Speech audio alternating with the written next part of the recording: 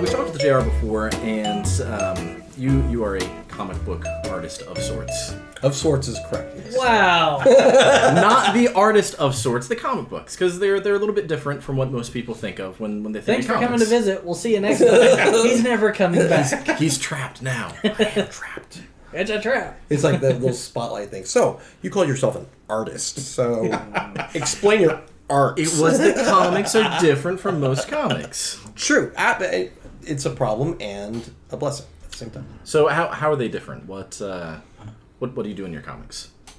I think, we know, but they don't. I think when most people think comic books, they think, obviously Batman, Spider-Man, Superman. They think Jim Lee, Alex Ross, The pickle is quite different. One, the standards are a lot lower artistically because I'm going for humor, which is not bathroom humor, pickles type stuff. But, I'm working with my own wheelhouse. I'm not trying to draw anatomically correct bananas and pickles trying to fight each other. I want it to be funny, but the crime still has to make sense. So I'm having that fun with it. But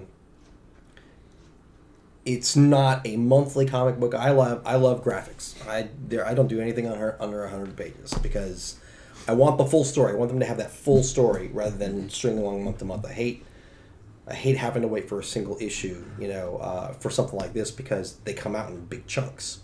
So that's what happens when you have a lot of fiber. This is true. Yeah. Big chunks, or if something doesn't agree with you. But I like Is that like a fat having joke, Nathan? What? Oh. Body by McDonald's. But they're different in that I'm intentionally trying to make people laugh. This is why I love that Guardians of the Galaxy and Deadpool are humorous cartoon comic book type stuff because I want to have fun with this stuff. The Dark Knight and some really dark other comic books are awesome, and most people try to emulate that. The seriousness of Daredevil, which I'm big fans of all that stuff, but it's just not. It's not my wheelhouse. It's not what I do. I was never the class clown, but I like to yuck it up subtly. More old Jewish humor. Oi. Oi! Yuck you, Tim. So I like that you said it's not anatomically correct, and we got Q here stalking us. It has hands, but no eyes or a mouth. Nope. That was a cheat. Because if you draw eyes and mouths, you have to draw them anatomically correct. You have to, if you're going to do a portrait, they have to match. And some people, when they mess up the eyes, the windows of the soul, artistically, it just screws up your entire art. So originally, this was just supposed to be a joke. These guys were supposed to look like this, so that it was easy for people to emulate, easy to draw. That's why all the bad guys have shades. And the hat's covering the eyes. Exactly, Or if they have eyes, they're really big, like pupilless eyes, And again, who's going to say you drew that mobster potato wrong? Really? Really? Prove it. Show me a mobster potato, and I will tell you whether that or not I'm done. Here's Michael Clark Duncan. But that was God that rest was his all. soul, by the way. Anyway. That was all in the beginning. That was just something that I wanted to do easily and quickly because I was working full time and I wasn't in bands anymore. I wanted to do something artistic, and it was suggested that comic books would be something. So I needed something I could put out pretty quickly and repeat over and over. It was just supposed to be on Facebook as a joke. Mm-hmm. Something for my family and friends to kind of get like, oh, I see what you did there. These cucumbers. That's cute, but not really. It's really a Seven Mary 3 tie-in. Yeah, pretty much. Yeah. Well, and it's also this stuff is also not like roll on the ground funny. It's more like you're going there and you're like Roll Hellraisin on the ground. Oh, that's evil. Yeah. Oh, see, It's it's infectious. It's what happens. My entire point of this is just to see how many times they can shake their heads. Just You're up to about 6. On video, even. You need to put a little score up there every time they do it. Just Ding. Make it a Yeah, new put a drinking ticker game. on it. Then you can watch it again and make it a drinking. There you go. yeah. That would actually work. I am gonna keep score though. There's gonna be a little thing at the bottom of the video. Ding. It's just the Mass Listeria logo of how many times. There's always us shaking our heads at you. Well, so- if you shake your head, it's the Mass Listeria logo. If it's a pun, it'll be the Gargoyle logo. You've shaken your head quite a few times at these guys before. That's like your thing. Yeah. It's like Head Shakers Anonymous. We love each other? Okay. Not in that kind of way. Like a human centipede. I don't think it'd be anymore. Just no.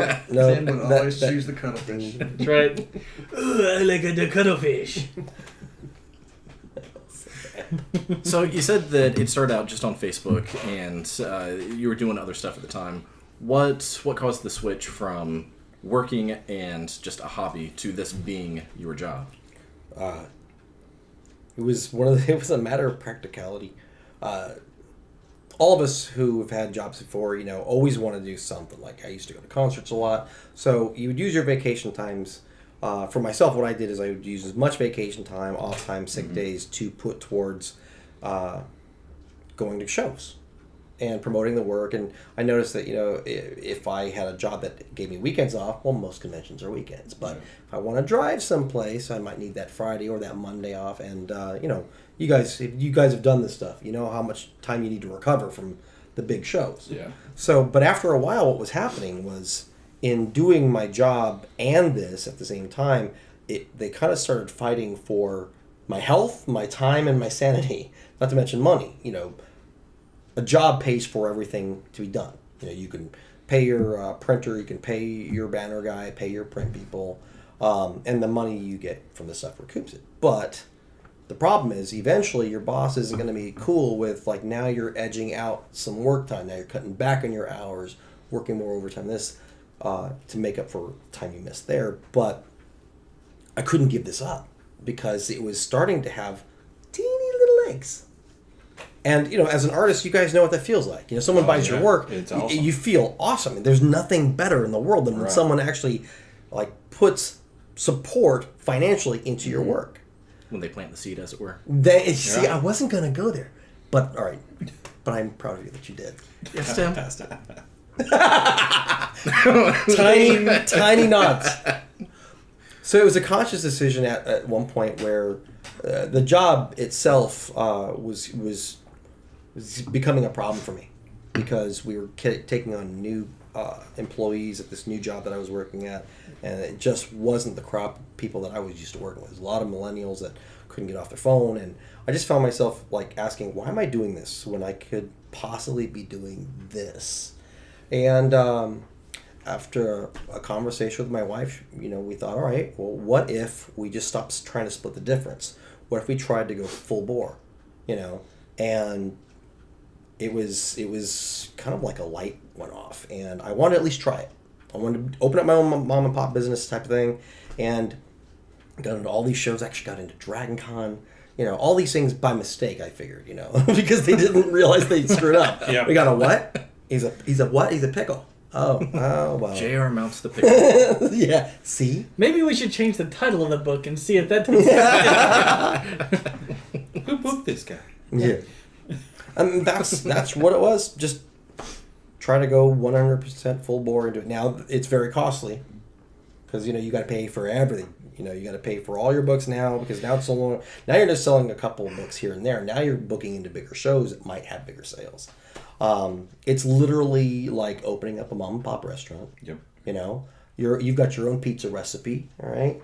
But right across the street from you is Domino's, Little Caesars, Pizza Hut, all those guys, and you're trying to let everybody else know who's used to buying those known products that you've got something new that's just as good. You're not trying to take away business from anybody else. You're just trying to say, but there's a pickle too. Then you have people coming in, taking pictures just of your pizza and leaving. Yeah. That's or just taking a bite and go, oh, that's good. Yeah, thanks. This pizza's delicious. I don't want to buy it. But I don't want to buy it. I just want to taste it and lick the cheese. I'll lick it. Someone else can buy it. Exactly. And then you always get is this free? Yeah. Yeah, because I opened up my own business to give you free crap. That's fantastic.